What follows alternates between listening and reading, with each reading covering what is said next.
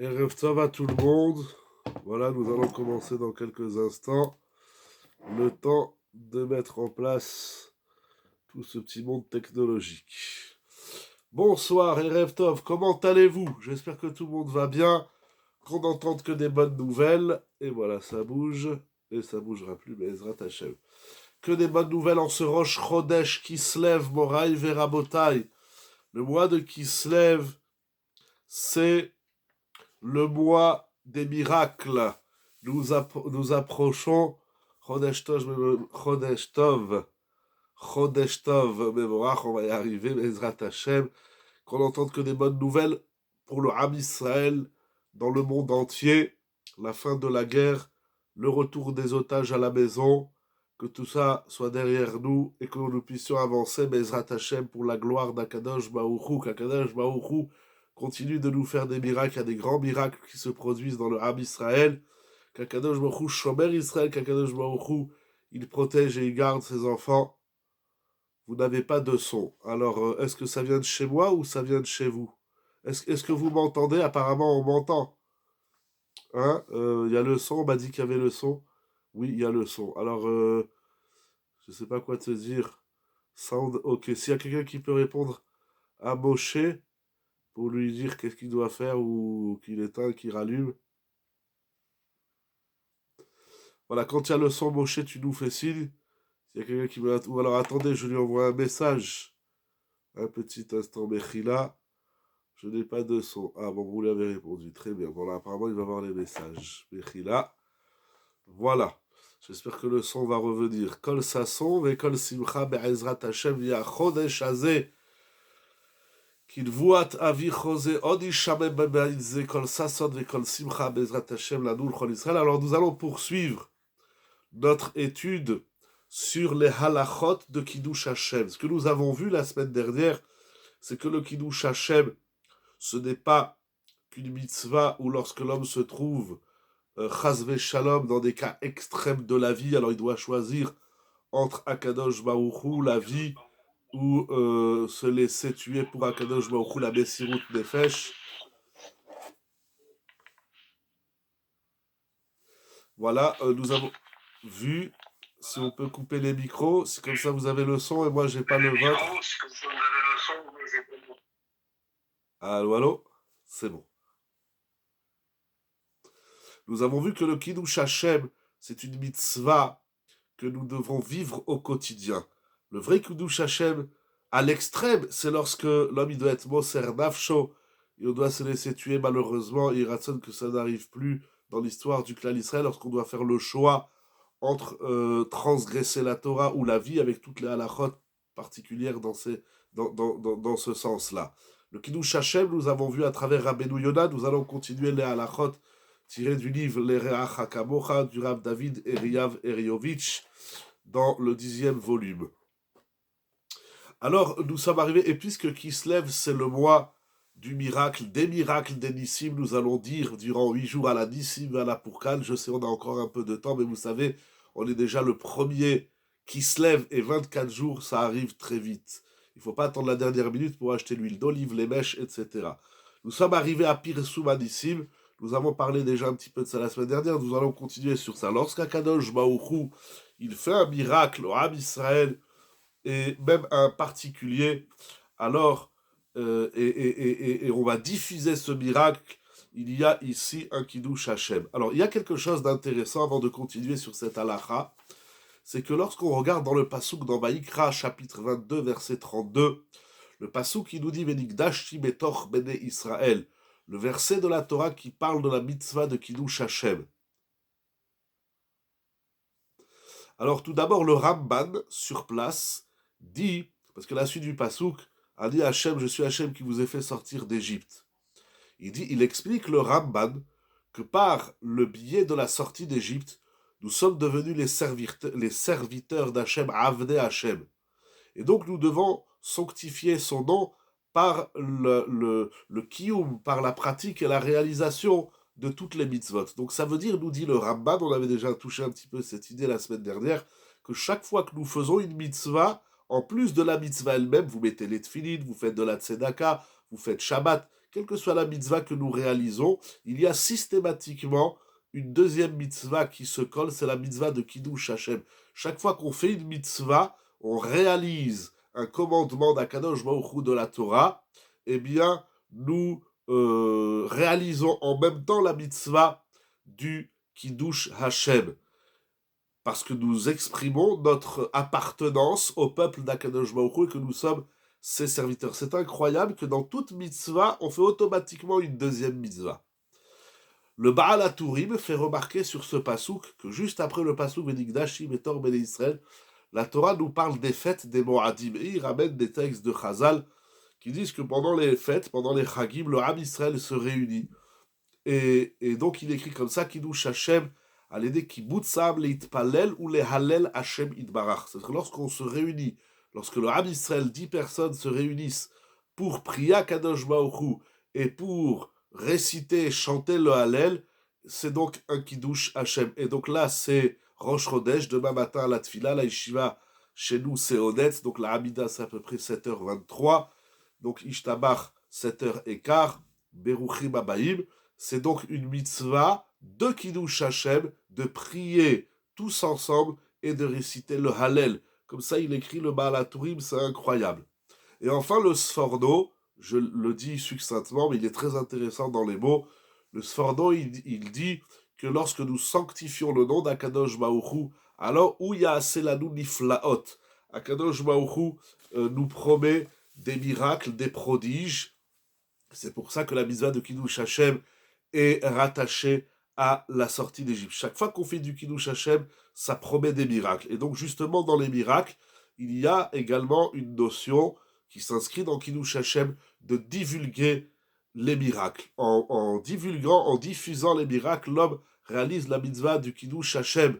C'est quelque chose d'incroyable, car ainsi il fait savoir à tout le monde qu'il faut croire en Akadosh Baruch Hu, qu'il a sauvé, qu'il lui a porté secours, ou si c'est un kahal, si c'est une communauté, si c'est une famille, et a fortiori si c'est tout le clan d'Israël, eh bien, ça veut dire que ce n'est pas parce que j'ai fait attention, j'ai pris mes devants, ou c'est ma chorma, ou toute autre chose. Là, c'est vraiment, c'est clair, c'est un S, c'est un miracle, et donc c'est une mitzvah de Kiddush Hashem de divulguer le miracle. D'ailleurs, lorsque il y avait le Beth Amikdash, toute personne qui a vécu un miracle, elle devait apporter un korban Toda avec un sacrifice de Toda. Qu'est-ce qui nous permet de dire que c'est un S? J'aime bien les grandes questions simples sur lesquelles on va complètement changer de sujet. Non, en simple, en vraiment très simple. Le Maharal de Prague, notre lumière, notre maître, si on peut ainsi dire, j'ai honte de dire que je suis l'élève, en tout cas des livres du Maharal de Prague, eh bien, il a écrit dans son livre Gvurot Hashem. Alors, avant, il existait en français, je crois qu'il n'existe plus, mais cherchez, il s'appelle Les hauts faits, les hauts faits, action, œuvre, les hauts faits de l'éternel. Il n'est pas hyper méga bien traduit, mais il est pas mal, c'est un gros livre. Il existe en français. En tout cas, le Maharal, dans l'introduction de Gvurot Hashem, il a écrit 2 Hakdamot, 2 introductions, et il parle longuement de la définition du miracle. Mais en simple, la définition du miracle, c'est toute situation que l'homme vit, qui est une situation désespérante, sur laquelle il n'y a aucune espérance de s'en sortir. Qu'Akadosh Baruch Hu nous protège de toute situation éprouvante, mais Chas v'Shalom, une personne qui est malade.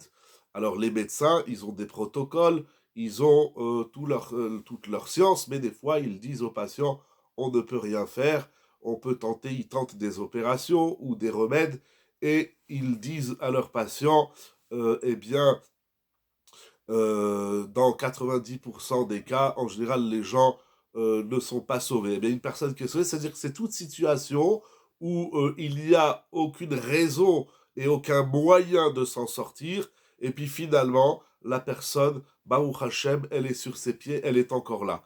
Des miracles, il y en a eu dans cette malheureuse et malencontreuse attaque de Simchat Torah 5784. Moi, j'aime pas les appeler des rescapés, je préfère les appeler des miraculés. Toutes ces personnes, et puis lorsque vous lisez, je ne sais pas quels médias vous lisez, mais en tout cas, il faut faire attention parce qu'il y en a qui racontent beaucoup de salades et de mensonges, mais en tout cas, dans les médias israéliens, il raconte les miracles que ces miraculés ont vécu parce que il diffuse le programme qu'avaient nos ennemis, dont je ne dirai pas leur nom bien évidemment, on ne va pas leur donner ce mérite, eh bien le projet qu'ils avaient d'attaquer de grande envergure le Ham Israël en ce jour de Simchat Torah, il est de toute évidence que ce qui s'est passé, c'est malheureux, il y a des morts, il y a des otages, il y a des gens atteints psychologiquement, physiquement, mais il y a eu un miracle inouï, c'est des dizaines de miracles, il y a aussi sur certains sites, notamment sur Hidabrut, je sais qu'il existe en français de Rav Zamir Cohen, mais bon, j'ai pas été fouillé là-bas, mais je reçois de temps en temps des je reçois des mises à jour, enfin bref, du site, et donc je regarde seulement les titres. Il faut lire les histoires de ces miraculés. Donc en simple miracle, c'est toute situation qui, selon les éléments que nous détenons en tant qu'hommes, que ce soit la chorma, que ce soit la science, que ce soit la réflexion, que ce soit la médecine, que ce soit tous les moyens que l'homme détient, et il se passe quelque chose qui dépasse l'être humain, qui dépasse sa force physique, mentale, etc. Et paf, voilà. Alors il y a les miracles de la sortie d'Égypte, il y a les miracles du quotidien. D'ailleurs, on en fait une bracha tous les jours dans la Hamida. S'il n'y a pas de situation grave, il n'y a pas de death. Non, pas du tout, pas du tout. Chazak ou Maour, très très bonne question. Je vais y répondre tout de suite. Il y a, je disais donc, dans la Hamida, 3 fois par jour, nous disons la bracha, Modim alachnulach, nous remercions Akadosh Baruch Hu, al nisecha venifleotecha, shebechol yom imanu, erev avoker betzaoraim. Akadosh Baruch Hu, il nous fait des miracles et des prodiges tous les jours. Parce que j'aime bien dire, inspiré de la Gemara au traité Shabbat, il y a un miracle quand on se réveille, notamment en réalité tout le fonctionnement de l'être humain, Baruch Hashem, l'organisme, etc. Gagner sa parnassa, la Gemara dit que c'est plus grand que l'ouverture de la mer, le couple c'est plus grand que l'ouverture de la mer, chaque fois que nous nous rendons aux toilettes et nous restons à la Mahana Shayatzar, c'est des miracles, et d'ailleurs, on avait déjà eu l'occasion de ramener l'enseignement de la Gemara, je crois dans Arachin, mais je ne suis pas sûr, qui nous enseigne que le miracle de ne pas avoir de problème, c'est également un miracle de ne pas avoir de problème de santé, de ne pas avoir de problème, des gros problèmes, l'oralinou, des problèmes graves, même quand même quelqu'un qui gagne beaucoup d'argent parce que il a fait une bonne affaire, c'est aussi un NES. Vous avez raison, le NES, le miracle, ce n'est pas uniquement lorsque l'homme traverse des situations graves ou extrêmes de la vie. Mais l'homme a une certaine sensibilité, c'est pour ça qu'au temps du Métamigdash, celui qui a vécu un miracle, eh bien, par exemple, quelqu'un qui sort de prison, surtout dans les conditions que nous connaissons, notamment dans cette guerre de Simchat Torah 5784, nous prions pour les otages, Be'ezrat Hashem, dans Matir Asurim, et également dans les Télim et dans toutes les prières que nous faisons, en communauté ou individuelle, eh bien, Be'ezrat Hashem, leur libération est vécue, sera vécue comme un S extraordinaire parce qu'il y a malheureusement, comme la Gemara en parle aussi au traité Ktuvot, notamment, il n'y a parfois pas de chance de s'en sortir des griffes de nos ennemis. Eh bien ça c'est un miracle. Alors vous avez raison, il ne faut pas attendre. La vitesse la Gemara elle dit Baalades Makir Beniso. Et donc la transmission des miracles, c'est du Kiddush Hashem, tout à fait, j'y arrive. En Baalades Makir Beniso, il nous arrive des miracles qu'on ne sait même pas. Parfois, c'est l'autre qui nous dit, mais tu sais, tu as traversé la rue, tu n'as pas vu, il y avait un camion qui déboulait comme un fou, tu l'as même pas vu, ou ci ou ça. Alors, il faut divulguer, il faut remercier Hachem, et il faut... alors, nous allons voir quelques exemples. Alors, premièrement, il y a le Korban Toda. C'est un sacrifice que celui qui a vécu un miracle, il devait un sacrifice de remerciement. Et avec cela, il devait apporter 40 pains. Ce sacrifice, cet animal accompagné de 40 pains, devait être consommé dans la journée où la personne a amené le sacrifice et dans la nuit qui suit, dans la nuitée qui suit. Ça veut dire que si aujourd'hui, lundi après-midi, quelqu'un va au Beth Amikdash, il amène le Korban Toda, donc c'est un animal accompagné de 40 pains, eh bien, il a maximum jusqu'à demain matin, le lever du jour, pour consommer tout ça. Parce que 40, en simple 40, c'est les 40 jours de la conception de l'être humain. C'est un miracle, c'est une renaissance, c'est un nouveau départ. Alors, bien évidemment, comment en une journée et une nuitée, on peut manger une bête et 40 pains, c'est impossible, tout seul. Alors, le Netziv de Vologine explique dans He'emek Davar, dans son commentaire sur le Chumash, que cette personne qui amène ce sacrifice, il devra inviter un maximum de personnes. Donc il va à Yerushalayim, il dit à tout le monde, voilà, il dresse une grande table avec le korban et avec les pains qui l'accompagnent, et il partagera ce repas. Quel est le sens de ceci? Le Netziv de Vologine explique, ainsi il va diffuser son miracle en public et le nom d'Akadosh Baruch Hu sera sanctifié. C'est-à-dire sur cette grande table, accompagnée de la viande du korban et des 40 pains, tout le monde va dire, mais pourquoi tu nous invites? Il dit, je vais vous raconter. Puis là, il va raconter son miracle, les océans qu'il a traversés, qu'il est sorti qu'il est sorti, j'allais dire d'Égypte, oui, qu'il est sorti de prison, ou bien qu'il était gravement malade et que Baruch Hashem, eh bien, maintenant il va bien. C'est donc Kiddush Hashem de raconter, de divulguer un miracle. C'est d'ailleurs toute la tfila donc de la Hamida de Modi, mais c'est toutes les tfilotes de Chanukah qui arrivent, Be'ezrat Hashem, à grands pas. Alors, comment on raconte un miracle? Déjà, c'est par la parole, on raconte, on diffuse. Pardon, si on peut éteindre les micros, ça m'arrange, parce que sinon ça me fait du bruit dans les oreilles. Il y a toutes sortes de façons, quelle que soit la façon dont on peut publier un miracle. Il y a un rave, je sais pas, je me rappelle pas de son nom. Il y a un rave à Yerushalayim, qui, d'ailleurs, il donne des cours sur un site qui s'appelle Kol Halashon, vous pouvez le trouver sur internet, c'est en hébreu le shiur, et tous ces shiurim, ils racontent des événements, des situations miraculeuses que les gens lui racontent sur la providence, sur la Hashgacha pratique. C'est une mitzvah de raconter à tout le monde le miracle autour d'un repas, d'un kiddush, d'une seouda. Le grand-père du Chida, Rabbi Avram Azoulay, auteur du Chesed l'Avram, il a pris le bateau pour aller en Eretz Israël. Et dans le voyage, le bateau a coulé et a chaviré. Et par un grand miracle, lui, il a été secouru.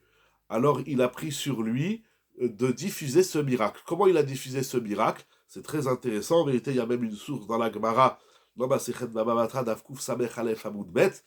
Lorsqu'il signait les lettres qu'il envoyait, les réponses, etc., il dessinait un bateau. Voilà, la Gemara raconte qu'il y a des rabbinim qui dessinaient un poisson, il y en a qui dessinaient un palmier. Rabbi Avram Azoulay, il dessinait un bateau. C'était la manière de divulguer, de diffuser le miracle. Alors il y a encore beaucoup d'exemples dans la Gemara dans Brachot, la Gemara dans Shabbat, toute la Souya de Hanouka et de Purim, c'est ce qu'on appelle Pir Soumenissa. C'est important et ça s'inscrit donc dans la mitzvah de Kiddush Hashem. Parce que donc en diffusant le miracle, on raconte la grandeur d'Akadosh Baruch Hu et on sanctifie son nom, et cette mitzvah de Kiddush Hashem fait partie des mitzvot les plus importantes. Alors ici, le Rav, il donne beaucoup d'exemples, mais il y en a deux qui ont retenu même trois, plusieurs même, on peut parler toute la soirée de ça, c'est très intéressant.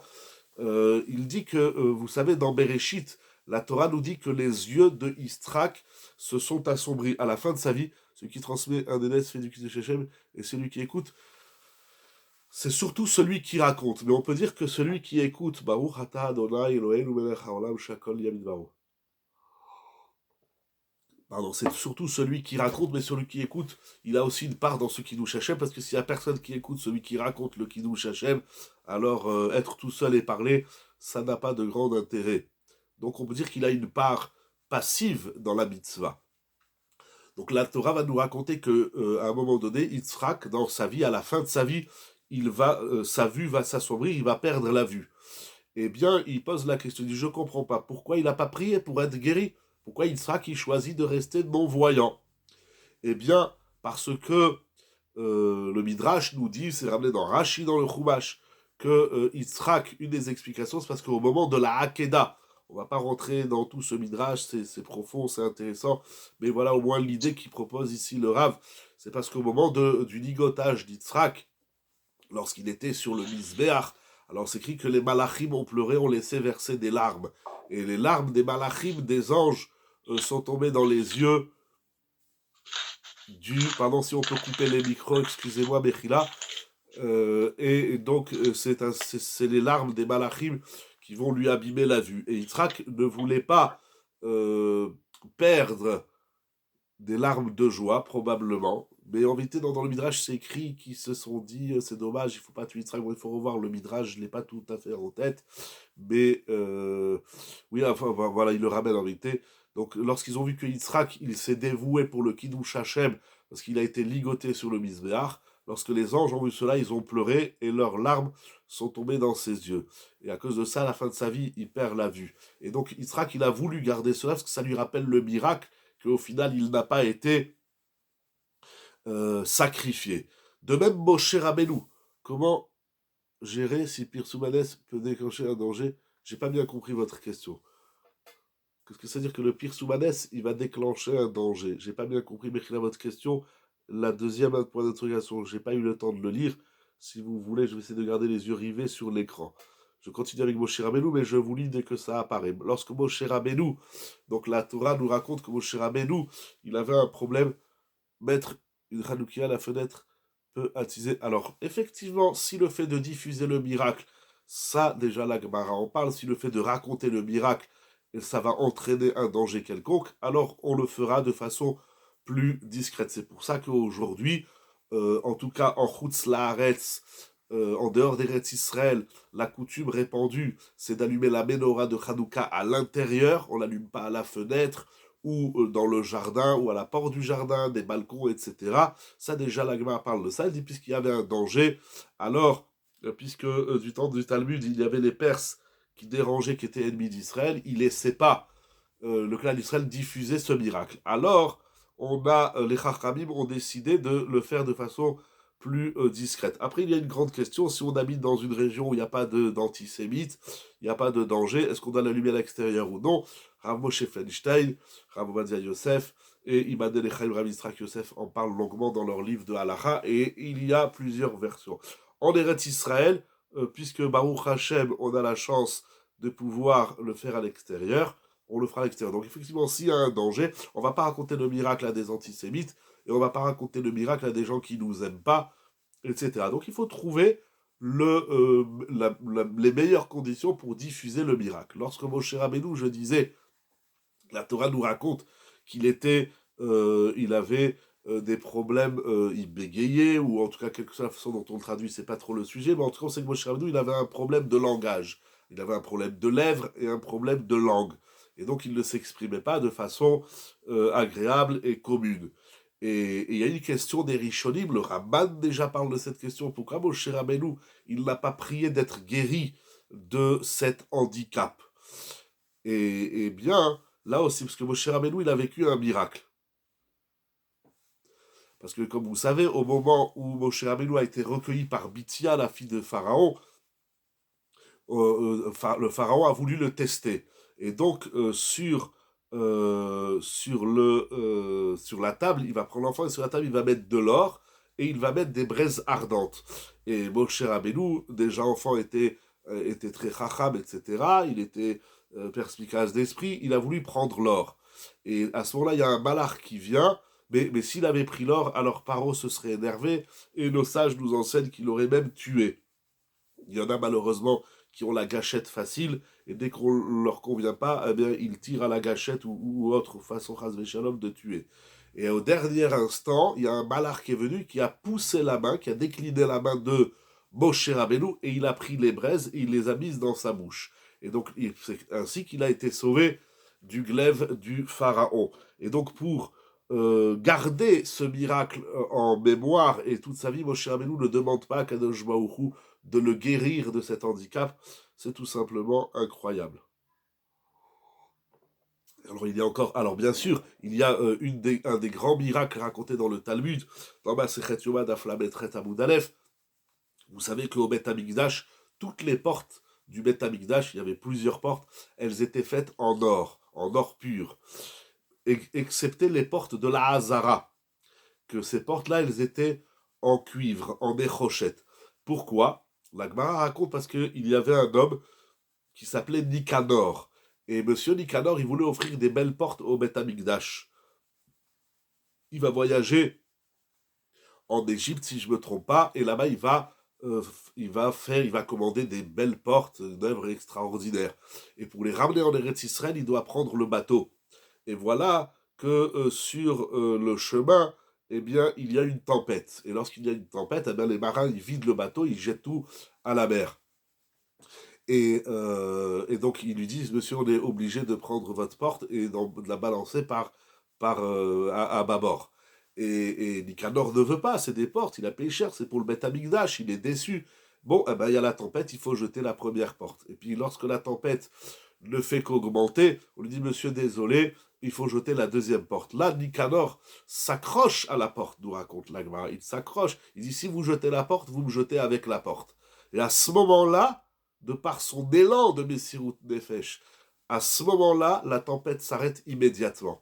Donc, ils arrivent en Eretz Israël, ils arrivent au port, et puis, bon, il récupère sa porte. Et puis, la Gemara nous raconte qu'il y a eu un miracle, c'est que la première porte qu'ils ont dû envoyer dans la mer au moment de la tempête, eh bien, la porte a suivi le bateau jusqu'en Eretz Israël. Et puisque ces portes-là ont subi ce miracle extraordinaire euh, qui a été le produit, le fruit de sa Messirut Nefesh, de son dévouement pour le Beth Amikdash, eh bien, les Chachamim ont décidé de garder les portes en des rochettes, en cuivre, bien que toutes les autres portes étaient en or. C'est donc un moyen, encore une fois, de divulguer le Kiddush Hashem, le sanctifier le nom d'Akadosh. Lorsqu'on voit qu'une personne se dévoue pleinement, on va continuer, on va voir encore des halachot sur le dévouement, jusqu'où, encore une fois, pas besoin de se jeter à la mer. Pourquoi? Certains disent que la bracha réside dans ce qui est caché.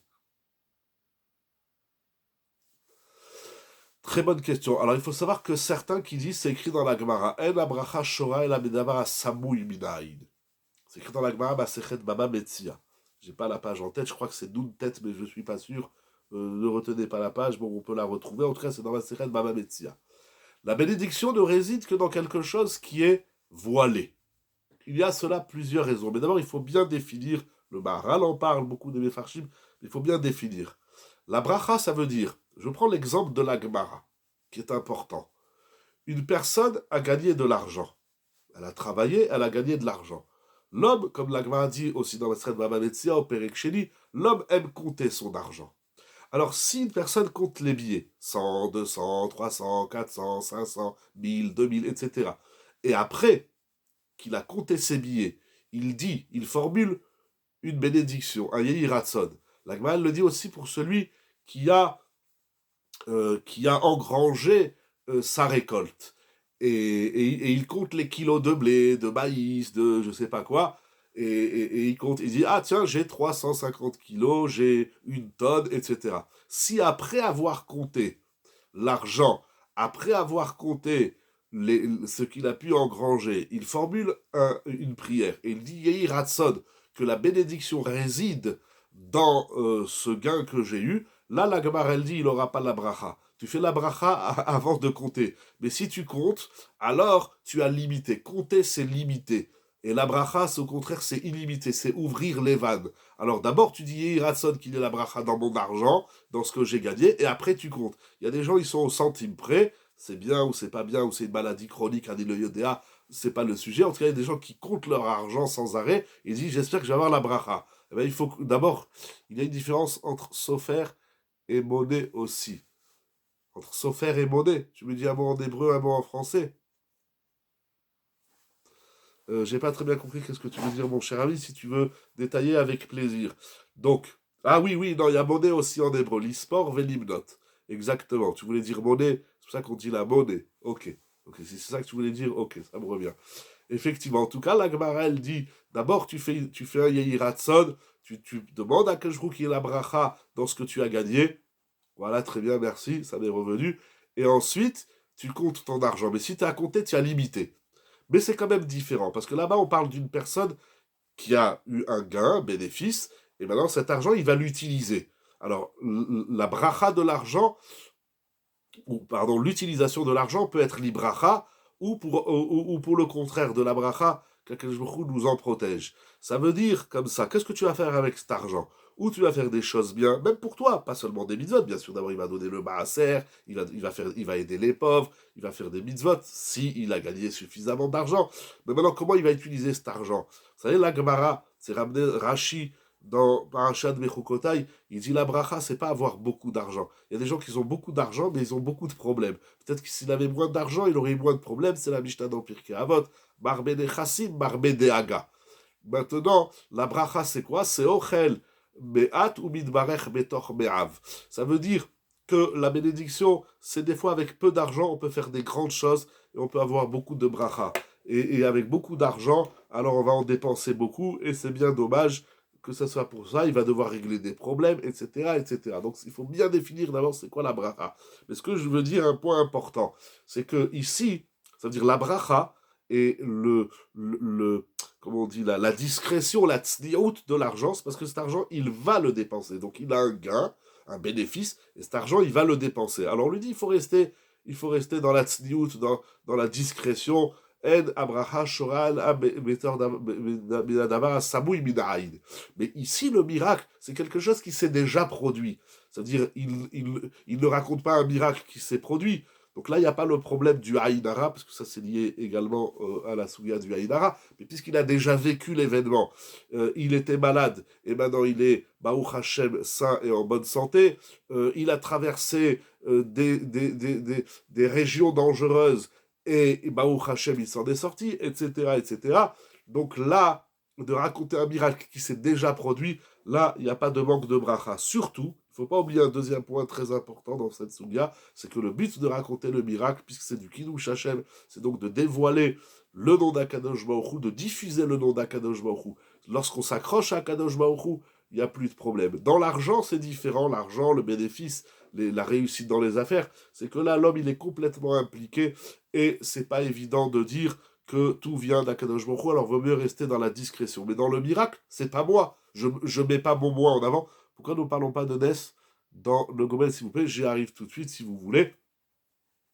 J'en parle pas parce que sur le Ness, il y a beaucoup de choses à parler. Mais effectivement, à Gomel et Chayavim Tovot Shegemal et Nikol Touv, ou bien la Tfilat Aderer, ce sont des brachot qui vont dans ce sens. Quelqu'un qui a voyagé, quelqu'un qui sort d'une maladie, il doit réciter publiquement, il faut qu'il y ait un minyan, au Sefer Torah, il y a les halachot du Birkat HaGomel, mais effectivement, le Gomel, ça s'inscrit également dans ce discours qui veut que, publiquement, il dit Rabotai, Akadosh Baruch Hu, il m'a fait un miracle.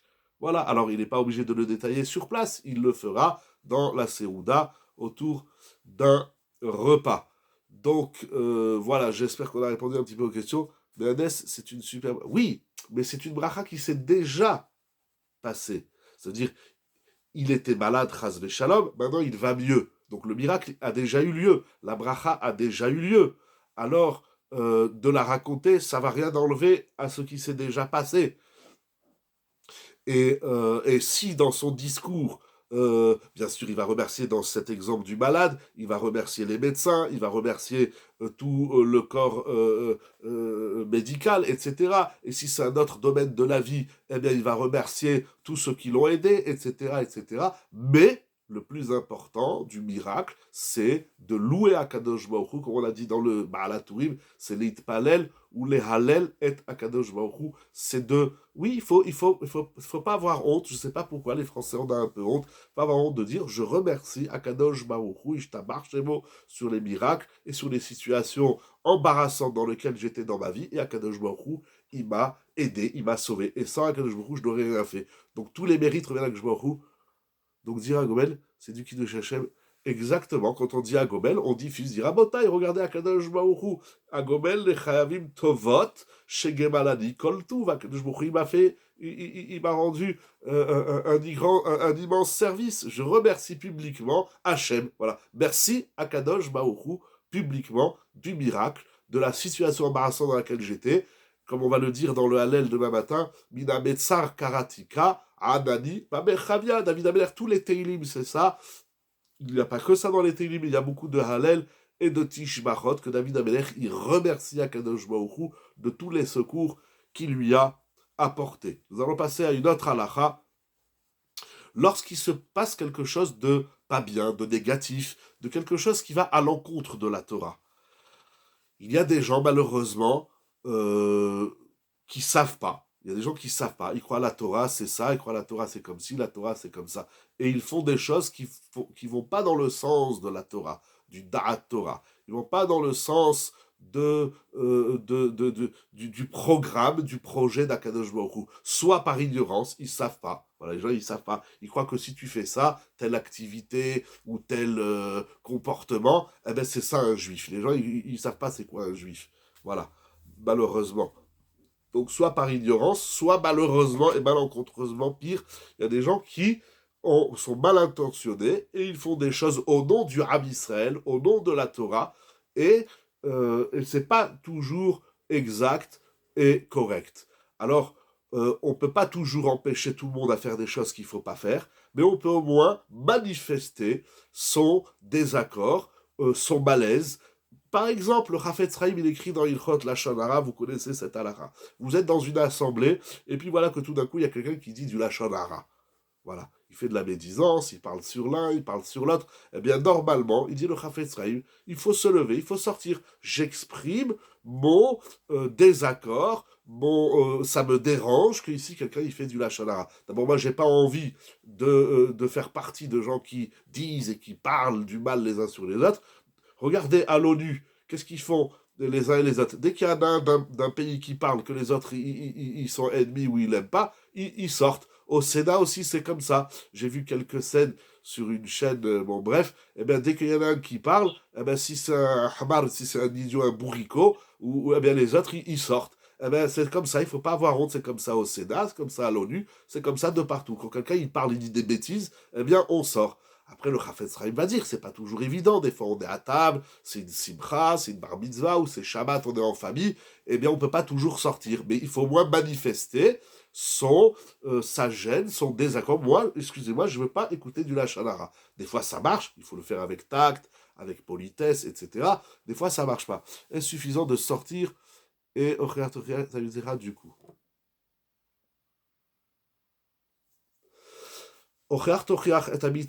C'est, je vois, il faudra qu'on en reparle à l'occasion. La question, elle revient beaucoup. La mitzvah de la réprimande, c'est une grande mitzvah, mais qui est extrêmement délicate. Parce que si on est en face de gens qui veulent pas écouter, des fois c'est pire. On fait une toracha et c'est pire. Voilà. Alors, c'est pas toujours évident de faire une toracha. D'abord, par exemple, à sa femme ou à son mari, on fait jamais des torachot. À ses enfants, encore moins. À ses parents, encore moins. Donc, c'est pas toujours évident. Un ami, peut-être, on peut lui dire, bah écoute, t'exagères, là, tu fais du Lashon Hara, là, c'est assourd. Bon, voilà, dans la famille, dans le couple, c'est très compliqué. Mais au moins, on sort. Il se passe ici quelque chose. Mais regardez à l'extrême. Si vous êtes dans un repas, et puis le traiteur s'est trompé, et puis au lieu de faire du bœuf, il a fait du cochon. Alors vous allez le manger? Non, non, mais non, ça vous n'allez pas le manger, vous allez vous exclamer, mais enfin, mais qu'est-ce que tu nous amènes du cochon, Ishtabach? Mais bon, il dit, mais écoutez, il n'y avait plus de viande à la boucherie cachère, je suis parti acheter de la viande pas cachère. D'ailleurs, quand on sort, n'est-ce pas, Bizen, Maravim, d'un autre côté, pas du tout. C'est une mitzvah de sortir quand on est dans une réunion où il y a des choses qui se disent ou qui se font, qui sont à l'encontre du message de la Torah, des valeurs de la Torah. Eh bien, on sort, c'est une mitzvah. Là, il n'y a pas de bisayon, il y a pas, on va pas leur faire honte. Vous êtes tous des tarés, vous êtes tous des idiots. On dit rien. Je sors, voilà, je m'en vais. Voilà, je ne partage pas. Déjà du temps de Rabbi Akiva, la Torah était déjà très délicate. Depuis Rabbi Akiva, depuis Moshe Rabbeinu, depuis Adam et Chava, c'est la Torah, c'est l'histoire du monde. Donc au contraire, les gens ils vont dire, tiens, mais pourquoi il sort? Je sors parce qu'ici, ils se disent des choses, dans l'exemple du Lashon Hara, ou bien ils se jouent des situations qui sont pas Torah. Eh bien, vous allez dans un mariage, par exemple, ou dans une bar mitzvah, des fois, un exemple très simple, bon, c'est pas très pratiquant comme, bon, mais c'est la famille. À un moment donné, lorsque les hommes et les femmes dansent ensemble, c'est Avod Chamour, c'est une faute qui est extrêmement grave. Le Mishnah Bura, il en parle dans le Biur Halacha, c'est ramené beaucoup dans les Sfarim, c'est assour. Il n'y a aucune permission dans la halakha que les filles et les garçons ils dansent ensemble. Il n'y a aucune permission. Ça dit ça, c'est harayot. Le Chafetz Chaim, il dit ça, c'est harayot. Voilà, harayot, c'est pas seulement celui qui fait telle union interdite. Des filles et des garçons, des hommes et des femmes qui dansent ensemble, c'est un lave des oraita. C'est extrêmement grave. Le Beth Amikdash, il a été détruit à cause de harayot et encore beaucoup de choses qui sont passées dans l'histoire avec les harayot comme Bilham, etc. Bref, eh ben, je sors. À part le problème que je vais voir peut-être des femmes qui ne sont pas vêtues de façon tsniout, vous avez parlé de tsniout, ça aussi, bien sûr, même en famille, bien sûr. Un homme a le droit de danser avec sa mère, sa femme, si elle n'est pas Nida, et sa fille. La petite fille, c'est une grande Sheila. Mais le reste, avec ma cousine, c'est complètement assourd. Avec ma tante, c'est complètement assourd, etc. Il y a aucun éther. On danse pas les hommes et les femmes ensemble. C'est comme ça. On mélange pas la viande, on mélange pas les hommes et les femmes. C'est un issour deoraita. Il n'y a aucune permission sur ça. Eh bien, donc je danse pas, mais bon, des fois on est là. Eh bien, on est là. Non, il faut sortir poliment. C'est pas, bon, dégagez, bande de laïcs et qui faites n'importe quoi. On va pas insulter personne. Je sors. Si l'autre il le prend mal, c'est pas de ma faute si l'autre il prend mal que j'ai une kippa, que j'ai des titites et que je mange cachère. J'ai pas excité, j'ai pas insulté. Je suis resté poli, je suis resté courtois, mais c'est la Torah. Si l'autre il se moque de la Torah, j'y peux rien. C'est pas mon problème, c'est pas bisayon et c'est pas du chilul Hashem. Au contraire, on fait une mitzvah de kiddush Hashem toujours dans la courtoisie, le derech eretz, les midot, etc. Sans parler des mariages où c'est complètement assourd d'aller, bien sûr, c'est chas shalom, il y a des mariages mixtes. Chas chalila, ça c'est du chilul Hashem d'aller. Ou alors, s'il y a quelqu'un de la famille que Hachem nous en préserve, qui est marié avec une soi-disant convertie qui vient de je ne sais lequel, de je ne sais quel culte, etc. Enfin, en tout cas, bref, c'est assourd, c'est mes fourrages, les postes qui me le disent clairement. Je ne viens pas, je dis, si Chazikaya, c'est un frère ou un cousin qui se marie avec ou une cousine qui se marie avec voilà, avec c'est pas un chidour kacher, je ne viens pas au mariage, c'est assourd. Oui, mais vous, les religieux, nous, les religieux, d'abord, il faut arrêter avec ce gros mot, parce qu'on n'est pas des religieux, on est des pratiquants.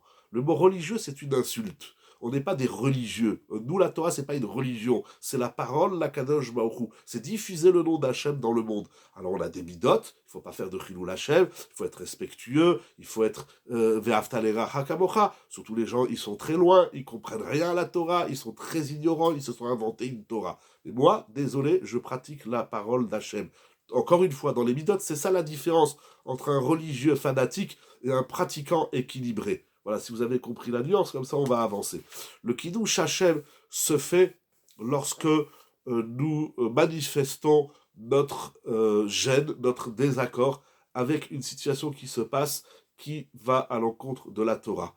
Voilà, on ne joue pas avec la Torah, surtout que bien souvent, lorsqu'on est là, j'ai donné quelques exemples, mais il y a encore plein d'exemples dans la vie, il faut faire attention où on met les pieds. Parce qu'à partir du moment où on va dans un endroit, ça veut dire qu'on accepte ce qui se passe. Il y a une forme d'acceptation passive. C'est comme si on donnait, si on validait ce qui se fait là. Et après, les gens, ils disent, voilà, il y avait même des religieux, il y avait un rabbin. Moi, j'ai un cousin, il est religieux et il est venu à mon mariage. Ah ben, c'est dramatique. Ton cousin, il aurait mieux fait de ne pas venir, etc.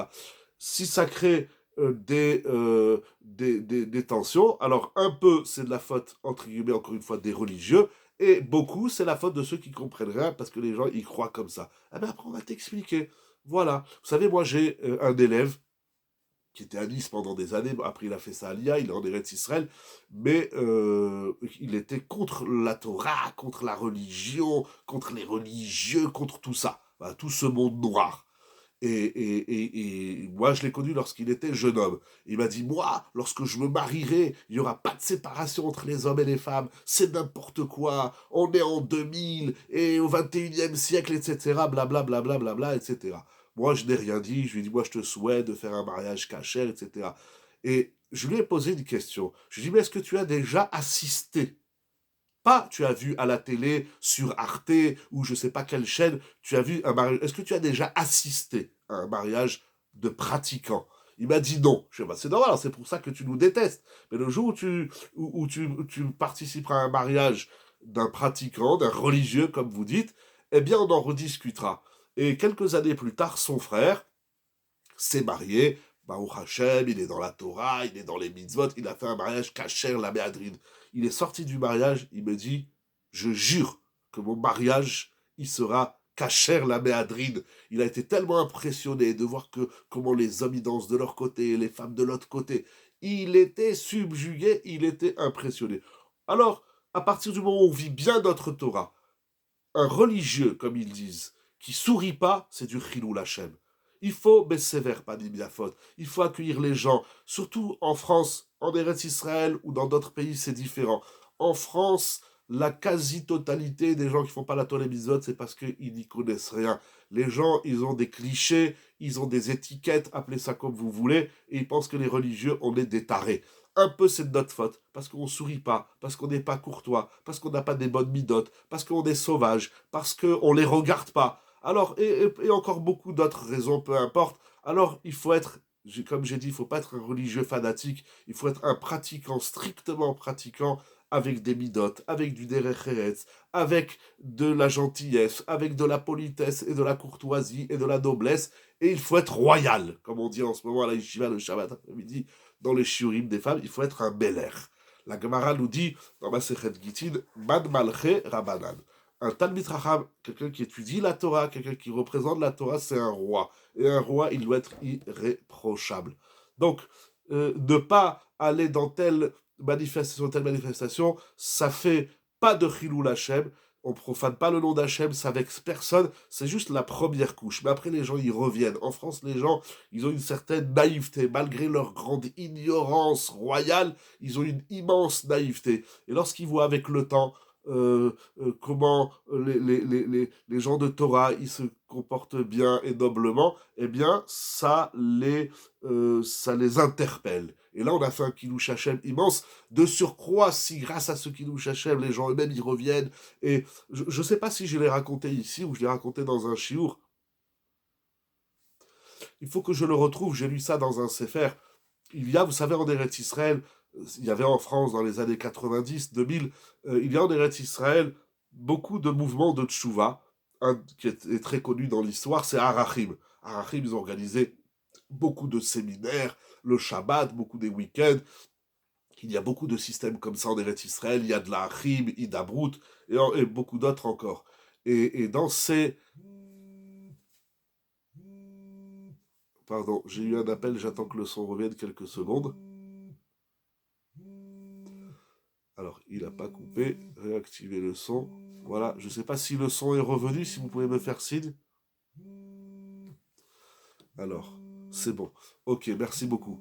Alors, dans ces séminaires, il y a deux niveaux. Il y a le niveau débutant, les gens qui n'ont jamais rien entendu sur la Torah, et il y a un niveau déjà un peu avancé. Et ils appelaient ça aussi, il y a le niveau du peuple, et ils ont fait des conférences spéciales pour les scientifiques, pour les intellectuels, on va dire comme ça.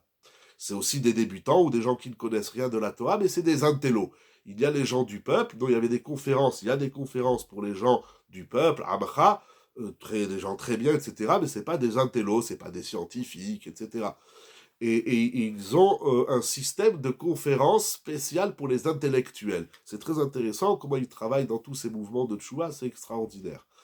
Et voilà qu'un jour, il y a un rave et puis souvent, les gens, grâce à ces séminaires, ils découvrent la Torah, ils avancent dans la Torah, etc. Et voilà qu'il y a un rave qui a rencontré ces intellectuels de Harachim notamment, et il leur a dit, mais qu'est-ce qui vous a fait changer d'avis? Des gens qui ont une vision du monde, qui ont une analyse du monde, qui ont une idéologie sur l'histoire du monde, etc.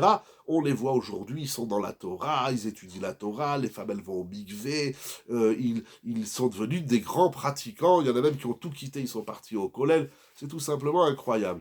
Alors ce Rav leur a demandé, j'ai lu ça dans un sefer, il faut que je le retrouve, bref, ce Rav leur a demandé, mais qu'est-ce qui s'est passé dans les conférences de ces grands conférenciers, de ces rabbinim, qui vous a bouleversé au point de quitter votre monde laïque pour rejoindre le monde de la Torah? Et ils ont dit quelque chose d'incroyable. Moi, je le vis, j'ai grandi dans ça, dans le chinour de mes parents, ainsi que chez mes beaux-parents, et beaucoup de familles à la yeshiva, chez nous au Sej, et certainement dans beaucoup de communautés dans le monde. Alors, il dit, mais qu'est-ce qu'ils vous ont dit dans les conférences qui vous a tellement chamboulé, qui vous a fait faire un virage à 360 degrés?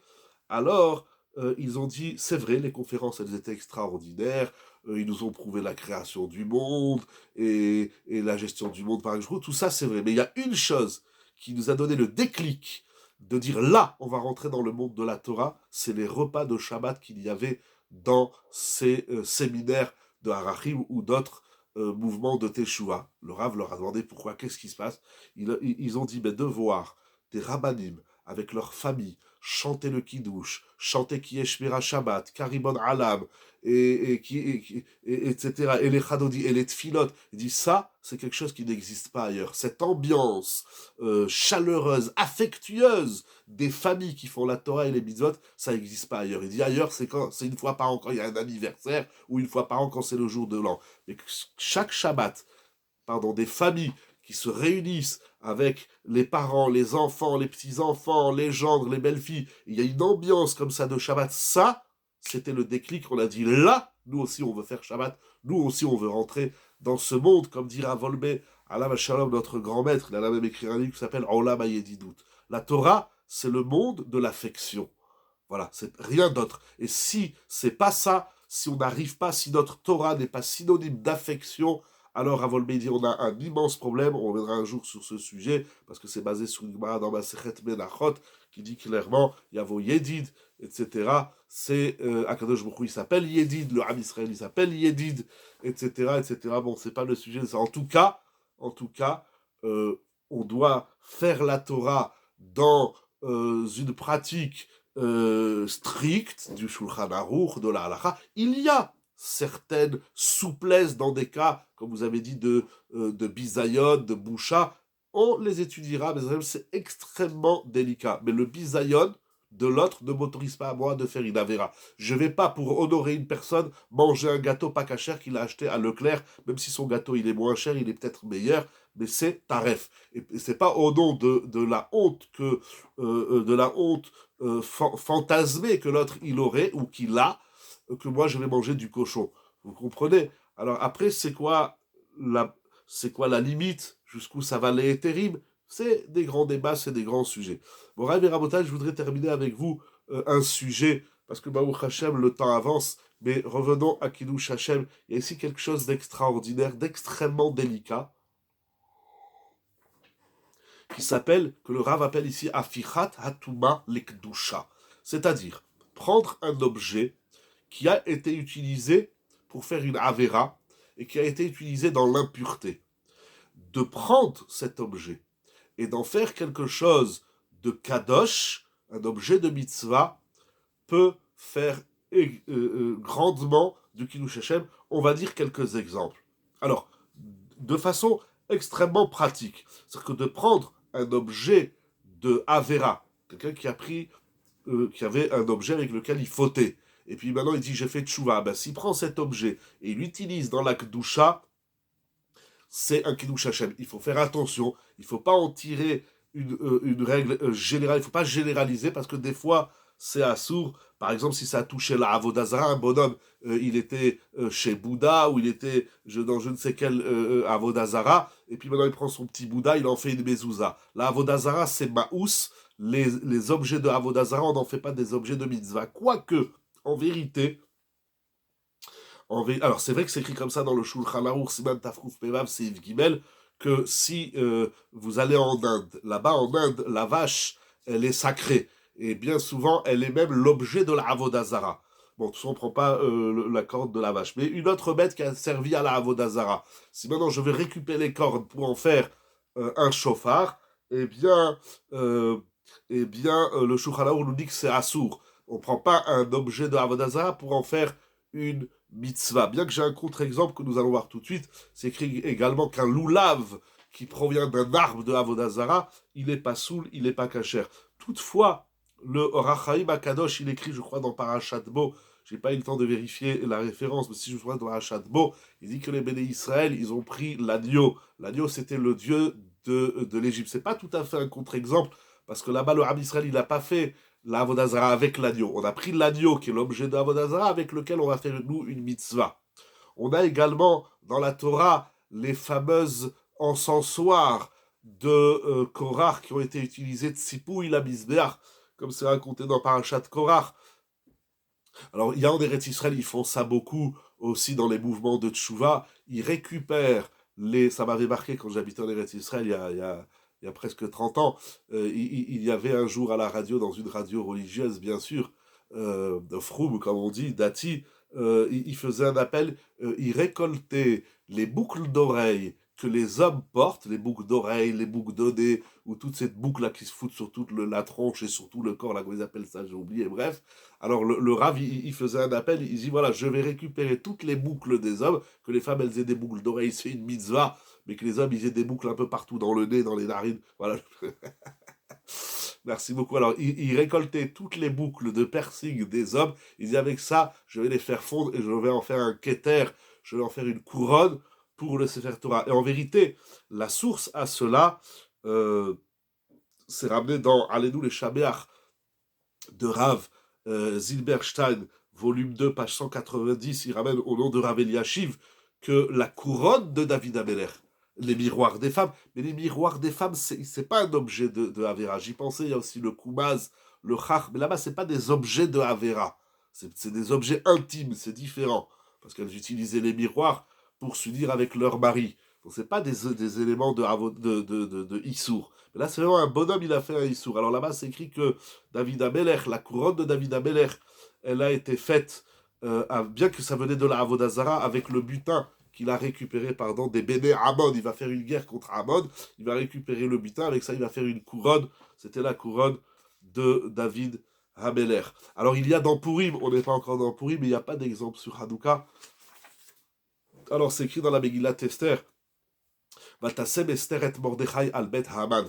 C'est écrit que Esther, lorsqu'elle est nommée reine, et que Haman, Tzorer HaYehudim, l'ennemi du Ham Israël, du peuple d'Israël, sera pendu. Alors c'est écrit que Esther, elle a donné la maison, la villa de Haman. Je ne sais pas si on arriverait à vivre dans la villa. Imaginez, vous allez quelque part dans le monde et puis on vous dit, voilà, la mairie vous offre une villa, ou vous met à disposition une villa, ou vous loue, vous prête, peu importe. Ben, dans cette villa, il y avait un nazi qui habitait, où il y avait un ennemi d'Israël. Là, vous allez faire un Beth Midrash. Je ne sais pas si on y arriverait. Enfin, je sais pas, moi, personnellement, je serais un peu gêné. En tout cas, c'est ce qui s'est passé, puisque Esther, elle va donner la villa, la maison, le palais de Haman, elle va la donner à Mordechai. Alors le Rav pose la question, mais il dit, mais je comprends pas, pourquoi Mordechai il a accepté d'habiter dans la maison de Haman? Vous vous rendez compte, habiter dans la maison de notre ennemi? Oui, ça veut dire une certaine victoire, mais malgré tout, je sais pas, on en ferait peut-être un hangar de je sais pas quoi, mais d'en faire la maison du Gadol Hador. Mordechai, c'est le Gadol Hador. Où est-ce qu'il habite le Gadol Hador? Dans la maison où il y avait l'ordure de la génération, il y avait notre plus grand ennemi. Alors, comment c'est possible que Mordechai accepte? Mais justement, de là, il est sorti un grand Kiddush Hashem, que chaque fois qu'on passait devant cette maison, ou dorénavant, désormais, c'est Mordechai qui habite, les gens, ils se rappellent le miracle de Purim, et donc c'est un grand Kiddush Hashem que d'accepter cette maison. Voilà pour ce qui est bon, c'est une grande sougia. Quelles sont les conditions? Mais souvent, bien souvent, on dit voilà, si une personne elle avait une voiture avec laquelle elle faisait des avérotes, ben maintenant il va utiliser sa voiture pour faire des mitzvot. C'est du kiddush, c'est transformer l'élément de Avera qui était réservé, ou qu'on a utilisé pour la Avera, il dit maintenant je vais l'utiliser pour faire des mitzvot, eh bien c'est du pur Kiddush Hashem. Une dernière halakha pour ce soir, pour les quelques minutes qui nous restent, que nous avons déjà dépassées. C'est écrit dans la Tosefta Masechet Brachot, Perek Dalet, Tosefta Tetzaïd, quelque chose d'incroyable. La Tosefta nous dit la chose suivante. Vous savez que la royauté, dans le Ham Israël, elle vient de la tribu de Yehuda. Pourquoi Yehuda, il a eu ce mérite? Au départ, ça devait être Réhouven. Réhouven, il va perdre ce mérite d'être le père des rois d'Israël, avec l'histoire de la tante de Yaakov Avinu, son père. Comme ça, c'est écrit dans Vayechi, regardez dans le Chumash, Parashat Vayechi. Et donc, c'est Yehuda qui va récupérer la royauté. Pourquoi? Qu'est-ce qu'il a, Yehuda? C'est quoi son mérite? On n'est pas roi comme ça. Alors le Midrash, la Tosefta nous dit, Shevet Yehuda Zachar le Malchut, Kevan Shenichnas Rishon le Yamsouf, mais qui n'est Shem Shamayim. Parce que Yehuda, lorsque le clan israélien devait traverser la mer, ce sont les premiers par Darshon ben Aminadav de la tribu de Yehuda, ce sont les premiers qui ont fait preuve de foi et de confiance en Akadosh Baruch Hu, et ils sont donc rentrés, pénétrés dans la mer. Akadosh Baruch Hu, il a dit, tu as été le premier à me faire confiance, alors tu vas avoir la malchoute. De là, nous apprenons, nous dit le Rav ici, que celui qui s'empresse d'être le premier de la mitzvah, il y a des gens toujours qui disent, si vous manque Minyan, si je suis le 10e, vous m'appelez. Ça, c'est zéro, c'est bidon. Tu sais quoi, reste chez toi, et on fera la tfila à 9 ou à 8 ou à 7. C'est pas comme ça qu'on remplit les Minyanim et qu'on fait du Kiddush Hashem. Je reviens au Baal HaTurim, compléter les Minyanim, et faire la tfila béminyan et le Hallel, chanter le Hallel béminyan, ça s'inscrit dans la mitzvah du Kiddush Hashem. Jeter un objet pas kasher sans le transformer, est-ce que du Kiddush Hashem, ça c'est une grande mitzvah. Que ça soit pas kasher, ou que ça soit peu kasher, ou que ça soit douteux dans la cacheroute, quand ça nous arrive malencontreusement parfois d'acheter un produit, on est sûr que c'est cachère. Mais moi, j'appelle mes enfants, je dis, regardez, on va faire une grande mise je l'ai fait même à la yeshiva plusieurs fois. Un jour, quelqu'un, il m'a amené une boîte de biscuits Khalav Nochi, il savait pas. Alors, il m'a dit, bon, c'est pas, ça veut dire, c'était avec du lait pas chamour. Il savait pas, il n'a pas fait attention. Alors, là, ça plus quelques temps, bref. Alors, c'est pas la dernière que, bon, enfin, bref, ça nous est arrivé dernièrement aussi. Alors, bon, il savait pas. Alors, je lui ai dit, non, mais c'est du lait pas chamour, c'est assourd de consommer du lait non surveillé. Alors, il me dit, moi, c'est pas grave, je vais aller le rendre à l'épicerie. Je lui fais, non, donne-moi ton paquet. Je l'ai jeté à la poubelle, je vais en faire une mitzvah de la Torah qui s'appelle Ubiarta Haram Kirbecha. Avec des biscuits ou des chocolats ou autre chose pas cachère, ça se transforme pas. On prend, on jette à la poubelle, on fait la mitzvah de Kiddush Hashem. Et ne me dites pas qu'il n'y a pas de baltachis, il fallait y penser avant d'acheter le produit. Une fois qu'il est acheté, on le vire, shalom à l'Israël, comme le bio Chametz. Donc, c'est donc, voilà, donc d'être le premier, d'être toujours empressé, d'être toujours à l'affût d'une mitzvah, faire d'être le premier, ça s'appelle du Kiddush Hashem, parce qu'ainsi on montre donc l'importance de la mitzvah, et on montre à tout le monde combien on chérit la mitzvah et la parole d'Akadosh Baruch Hu. Donc l'exemple par excellence, c'est Yehuda qui se jette le premier d'Arshal Ben Aminadav dans la mer. C'est donc également, on ne peut pas le donner à un goy, pas besoin de donner un goy, pas besoin. À quoi ça sert? Ça vous donne la conscience tranquille de donner un goy? Alors, d'abord, il faut savoir, il y a des choses, on ne donne pas un goy, comme une bouteille de vin ou de la viande. La Gemara, elle dit, vous avez peut-être trompé, vous avez acheté de la viande à Carrefour. Ne la donnez pas à un goy, puisque le goy, il va inviter un juif. Il va dire, oui, c'est le rabbin, il me l'a donné, cette viande. Il y a des choses, il ne faut pas. Alors, ça, il faut connaître les dynimes. Mais il n'y a pas besoin de donner un goy. C'est pas, les goyim, c'est pas nos poubelles, hasbe halila. Alors, on le jette, il n'y a aucun problème. Si on peut le rendre, alors on le rend, on va à Carrefour, on dit je me suis trompé, j'ai acheté un produit, est-ce que vous pouvez me le reprendre? Mais si c'est une mitzvah, il ne faut pas avoir peur de jeter ce qui n'est pas caché, qu'est-ce qu'il y a? Il n'y a aucun problème. Au contraire, je vous dis, on fait une mitzvah de Kiddush Hashem.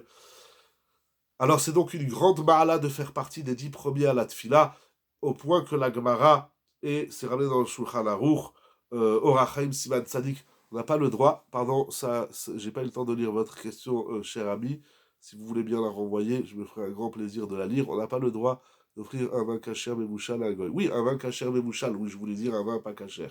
Mais c'est pas besoin d'offrir-leur une bouteille d'eau, c'est meilleur pour la santé. Mais qu'ils voient, des fois, il faut faire des cadeaux aux goyim, il faut faire le patron ou les voisins, ben, on n'est pas obligé de leur offrir des choses cachères. C'est moi, avant, quand j'habitais dans un appartement, alors il y a un nouveau couple qui s'était installé dans l'immeuble, et puis c'était des juifs, et puis malheureusement, ils ont offert des chocolats à tout le monde, et il m'a offert la boîte de chocolat. Sur le moment, je n'ai pas vu, je lui ai dit merci beaucoup, il voulait faire bon voisinage. Après, je vois que c'était une boîte de chocolat pas cachère. Bon, j'ai pas eu le cran d'aller lui dire tu m'as offert du chocolat pas cachère, je l'ai pris, je l'ai jeté à la poubelle. J'espère qu'il n'a pas trouvé là-bas. Bon, bref.